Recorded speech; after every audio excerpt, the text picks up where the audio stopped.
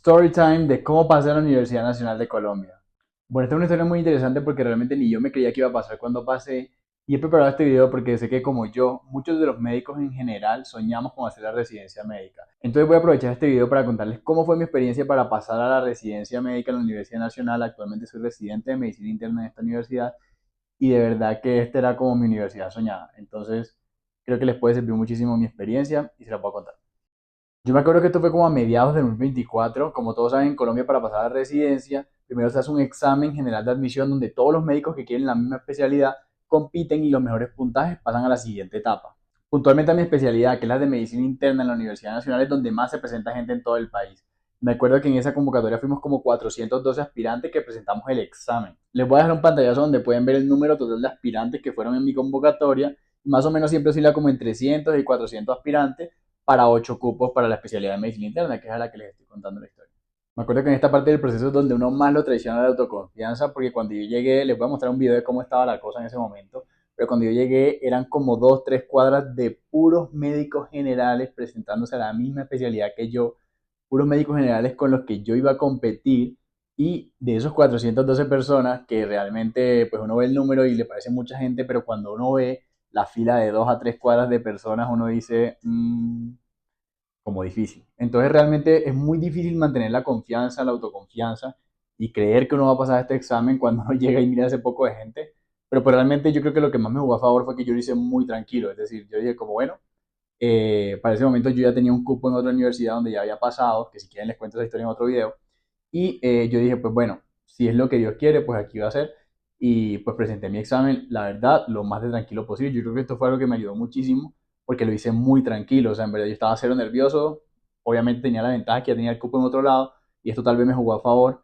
Pero lo más importante fue que de alguna manera pude controlar los nervios y realmente hice mi examen lo más relajado posible. El examen, para los que tengan alguna curiosidad, eran como 120 preguntas, ahora no lo recuerdo tan bien. Recuerdo que esas 120 eran como 30 de lectura crítica, ponían una lectura como de Manuel Kant, una cosa filosófica súper enredada, y eran como 20 preguntas más de matemática, o sea, como de razonamiento cuantitativo. Sin embargo, esto tenía como la menor cantidad de porcentaje, o sea, el peso de la nota era muy bajito. Entonces yo me acuerdo que una vez que uno terminaba la parte de matemáticas y de lectura crítica, llegaban como unas 80, 90 preguntas de medicina. Me acuerdo que por algún motivo de la vida, cuando yo salía de ese examen, yo sentía que me había ido bien, sabía que me había embarrado muchas preguntas, pero sentía que me había ido muy bien.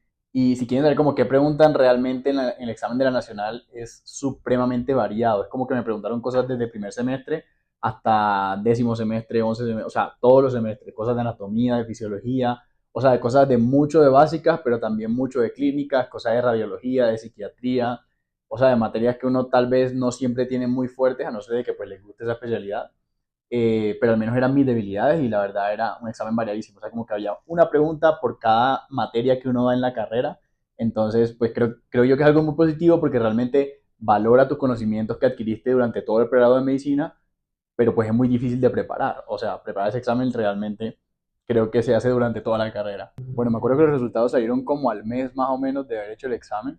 Yo ni siquiera me lo esperaba, yo estaba haciendo ejercicio, relajado, sabía que ese día iban a salir los resultados, pero uno es extremadamente ansioso en este proceso, en esos momentos. Entonces, pues nada, me fui a hacer ejercicio como para matar la ansiedad. Yo en ese momento de médico general trabajaba en las tardes y pues yo decía como, bueno, vamos a aprovechar la mañana, vamos a hacer ejercicio y así como que comemos algo de la ansiedad mientras salen los resultados. Y me acuerdo que mi novia me escribe en ese momento en la mañana como, mi amor, pasaste. Y yo, ¿cómo? O sea, yo ni siquiera me la esperaba. O sea, yo estaba muy nervioso, pero en el fondo yo, a ver, las probabilidades no eran a mi favor y yo tenía muchísimo miedo. Lo más probable era que no pasara. O sea, 412 aspirantes, pues yo no sabía que eran 412 en ese momento, pero sabían que era mucha gente y nos iban a llamar a 16 a entrevista para competir por los 8 cupos. Entonces yo decía como no, pues las probabilidades son muy bajitas, pero igual estaba muy nervioso. Entonces, eso como que uno guarda la esperanza en el fondo y, y bueno, me dijo, ¿pasaste? Y yo, ¿cómo? Me metí a ver los resultados y efectivamente decía como, pues uno mete su cédula, su información y decía citado a pruebas finales. Y yo, ¿qué? O sea, había pasado el examen y me habían convocado a las pruebas finales, que eran la revisión de hoja de vida y la entrevista. Entonces, después que uno se mete a la página y revisa, hombre, ya pasaste, bueno, como a los días, no sé, al día siguiente o a los 2 días llega un correo avisándote pues que efectivamente has pasado las pruebas finales. La prueba final es la segunda parte del proceso, que es donde definen si fuiste admitido o no. En este caso son 16 personas que pasamos a la segunda fase a competir por los 8 cupos. Y la segunda fase consta de revisión de la hoja de vida y la entrevista. Y de aquí pues se suman los puntos con lo que sacaste en el examen y se saca con un puntaje total del proceso y pues los mejores puntajes son admitidos.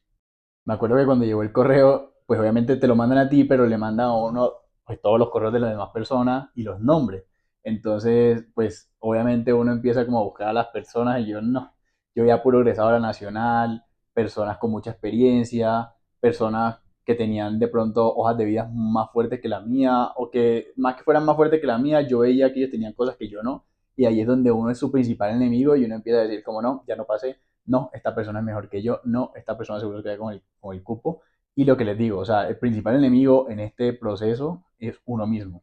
Pero bueno, entonces para la revisión de la hoja de vida lo que hacen es que lo citan a uno, ya ellos tienen su hoja de vida y tienen una tabla con unos ítems donde miran a ver si uno cumple el ítem, suma un puntaje y si no, pues no. Los ítems son como que tienes experiencia relacionada a la especialidad, en este caso de medicina interna, haber trabajado con alguna subespecialidad, haber sido hospitalario de medicina interna, haber hecho consulta médica asistida, cosas así que fueran afines a la especialidad o en el internado especial. Otra cosa es si tenías investigaciones con la especialidad. Yo por lo menos en este punto no tenía ninguna de medicina interna, todas mis publicaciones eran de anestesia, entonces pues como que me puntuaban como la mitad. Sin embargo, como tenía varias, pues alcancé a sumar bastantes puntos. Otras personas sí tenían publicaciones de medicina interna y pues obviamente yo estaba en desventaja con eso.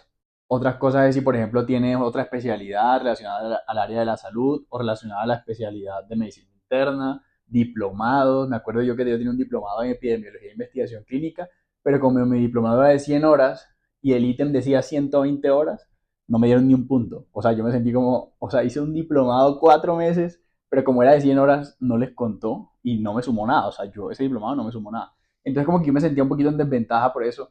Cero experiencia en medicina interna, cero publicaciones en medicina interna. Mi diplomado no puntó, o sea, como que tenía todo en contra y yo decía, no, pues difícil, la verdad, difícil. Pero llegó el día de la entrevista, que es como la última etapa de este proceso. Entonces me acuerdo que pues sí estaba muy nervioso, pero ya era como que, no sé, por algún motivo ya no me sentía nervioso. Decía como, bueno, ya tengo el cupo en otro sitio, ya tengo mi hoja de vida, ya la revisaron. Si es para mí, es para mí. Si no es para mí, pues no. Yo en ese momento estuve muy pegado a Dios, entonces me hacía mi rosario todos los días.